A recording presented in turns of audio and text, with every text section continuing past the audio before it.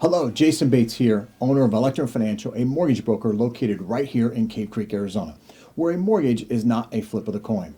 So if you're looking to purchase or need to refinance, I would like to be your lender of choice, as I have access to the lowest rates at the lowest costs in Arizona. If you don't believe me, call me. It's time to wake up to the new mortgage rate reality. There's no precedent for the winning streak enjoyed by mortgage rates in the second half of 2020.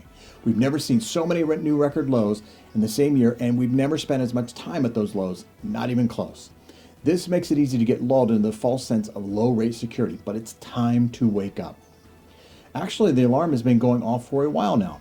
Previously, we've seen a disconnect between the bond market and mortgage rates on multiple occasions in 2020.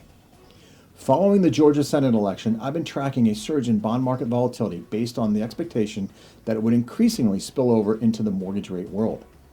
As of the past week, that spillover arrived in grand fashion, with many lenders quoting rates as much as 3/8 of a point higher than they were the previous week.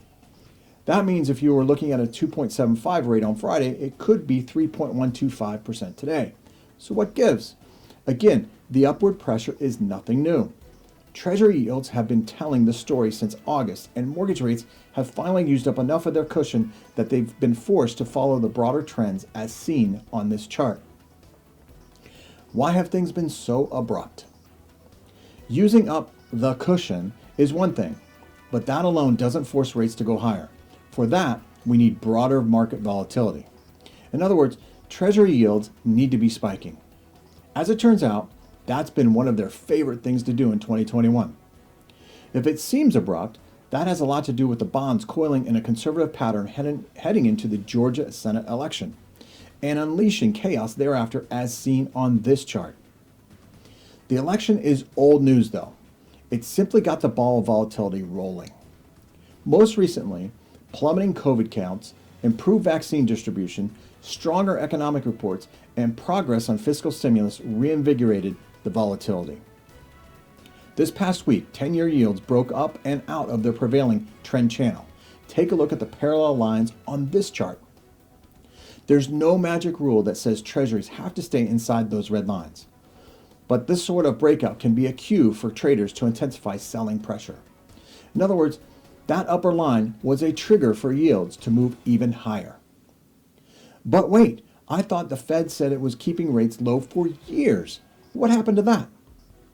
The Fed sets the Fed funds rates, not mortgage rates. The Fed funds rate is a super short-term rate, overnight in fact. 10-year treasuries, on the other hand, last 10 years. The average 30-year fixed mortgage life expectancy lasts between 5 and 10 years depending on the market conditions. Most people tend to either sell or refinance in that time frame. Investors place different premiums on rates with different terms. Simply put, the Fed's fund rate is indeed still at rock bottom, but long-term rates are not. This isn't anything new or different, for what it's worth. The Fed funds rate has always ebbed and flowed in relation to longer-term rates, as you can see in this chart going all the way back to 1985. But wait, I heard mortgage rates are still really low and they only went up a tiny amount this week. Well, that depends on your perspective. Is 3.125 still really low for the average 30-year fixed mortgage rate? Yes, that was an all-time low before COVID, but it's much higher relative to the past few weeks and months. Here too, it depends on your perspective. So let's leave it at this.